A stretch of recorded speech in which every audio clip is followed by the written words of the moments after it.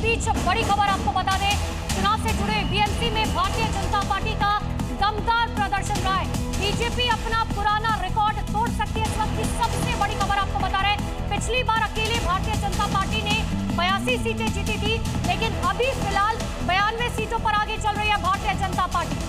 जहां ये टैली भी हम जल्द बदलेंगे। देखिए ऊपर देखिए 82 सीटें नहीं बल्कि 92 सीटों पर बीएमसी में बीजेपी आगे चल रही है। अब ये देखिए टैली बढ़कर 86 हो गई है। पिछली बार 2017 में 82 और अविभाजित, मैं बार बार कह रहा हूं अविभाजित शिवसेना का जो आंकड़ा था 84 का था, मतलब उस वक्त की स्थिति बिग ब्रदर वाली शिवसेना की थी जो कि अविभाजित थी। बीजेपी सेकेंड नंबर पर 82 सीटों के साथ चुनाव जीता था। इस बार 86 सीटों पर बढ़त के साथ बीएमसी में सबसे बड़ी पार्टी के तौर पर बीजेपी उभर रही है रुझानों में, और कई वार्ड के तो नतीजे भी सामने आ गए। अब ये देखिए टैली बदलकर 92 हो गया है, यानी कि बीजेपी ने अपने प्रदर्शन में काफी अच्छा सुधार यहां पर किया है।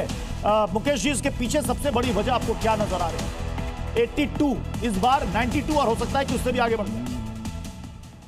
देखिए, ये जो बात हमसे पहले वाले वक्ता ने कही थी अक्कू जी से पहले, वो उसी बात को मैं और कंटिन्यू करना चाहूंगा। पूरे चुनाव को एक प्रेसिडेंशियल फॉर्मेट में और बहुत बड़े मार्केटिंग और एक नई टेक्नोलॉजी, बहुत बड़े पैसे, बहुत सारा एक संगठन और संसाधन, इन सब के इस्तेमाल से हर चुनाव का स्वरूप पूरी तरह से पिछले लगभग 1.5-2 दशक में बहुत बदलाव आ गया है। इसमें किसी भी ऐसे दल या गठबंधन के लिए जिसके पास भाजपा से मुकाबला करना है, बहुत बड़े संसाधन की जरूरत होती है और पूरी तरह से सेंट्रलाइज किया जा रहा है।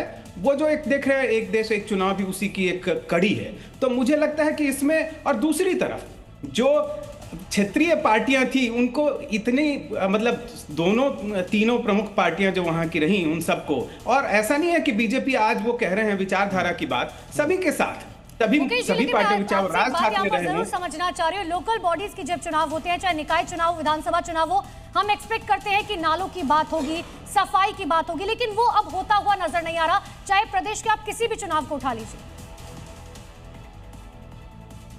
बिल्कुल, और ये चिंताजनक स्थिति है। इसमें कुछ हद तक मीडिया को भी सकारात्मक भूमिका निभाने की ओर ध्यान देना होगा। ठीक है, क्या हम आपके पास आऊंगा। इस बीच एक बड़ी खबर आ रही है, बड़ी अपडेट ये है, बीएमसी से ओवैसी के लिए एक अच्छी खबर है। एआईएमआईएम ने बीएमसी में पहली सीट जीतनी है, ये बड़ी खबर एआईएमआईएम के लिए, ये खुशी की खबर। बीएमसी में खाता खुला है और यहां देखिए इस बार के चुनाव में, और ये पहली सीट अभी रुझानों में आ गई थी, लेकिन बकायदा इस सीट को एआईएमआईएम के उम्मीदवार मेहजबीन खान ने वार्ड नंबर 134 जीत लिया। तो बड़ी जानकारी इस वक्त की आपको दे रहे हैं। देखिए, एमआईएम ने बीएमसी में पहली सीट अपनी जीत जो है दर्ज कर ली है। मेहजबीन खान ने वार्ड नंबर 134 सीट जो है वो दर्ज कर ली है। राजेश जोशी लगातार हमारे साथ बने हुए। राजेश जी, क्या कहा जाए, ओवैसी की तरफ से जो कहा गया था हिजाब वाली पीएम वाला बयान, क्या वो काम आ रहा है? ये कहना तो अभी बहुत मुश्किल है कि हिजाब वाली पीएम बनेंगी या नहीं बनेंगी, वो तो खैर बहुत दूर की बात है। आप अपनी बात पूरी कीजिएगा राजेश जी। एक बार जश्न की तस्वीरें आ रही है, दर्शकों को दिखा देते हैं। अब ये देखिए, जहां जहां से कॉर्पोरेटर चुनाव जीत रहे हैं अपने अपने वार्ड से, वहां पर उनके कार्यकर्ता समर्थकों में जो जोश है उसकी तस्वीर भी आनी शुरू हो गई है। रंग गुलाल वहां पर उड़ने लगे हैं, ढोल नगाड़े बजने लगे हैं, लड्डू मिठाइयां बांटी जाने लगी है। और इस वक्त बीएमसी में अगर आप देखेंगे, टैली की अगर आप नजर डालेंगे रुझानों में, तो यहां पर साफ तौर पर दिख रहा है कि यहां पर बीएमसी में बीजेपी प्लस की सरकार यहां पर बनने वाली है। शिवसेना यूबीटी ये आउट होती नजर आ रही है। हालांकि 58 सीटों पर बढ़त अभी भी यूबीटी बनाए हुए हैं। एमएनएस 9 सीटों पर अपनी बढ़त बनाए हुए। कांग्रेस चुनाव सभी गठबंधन से अलग होकर कांग्रेस ने लड़ा, सिर्फ 13 सीटों पर ही उनके उम्मीदवार इस वक्त आगे चल रहे हैं। राजेश सर, अपनी बात पूरी करें आप। मैं कह ये रहा था कि ओवैसी की राजनीति को समझना चाहिए।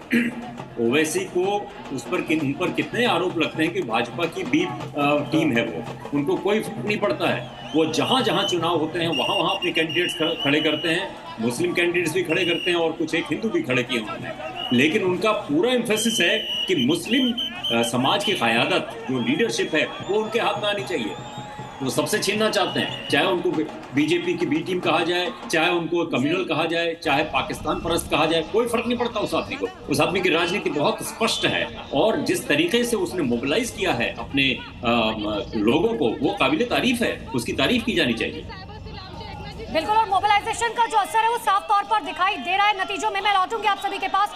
इसी बीच बड़ी जानकारी, लगातार अपडेट्स आ रखे हैं।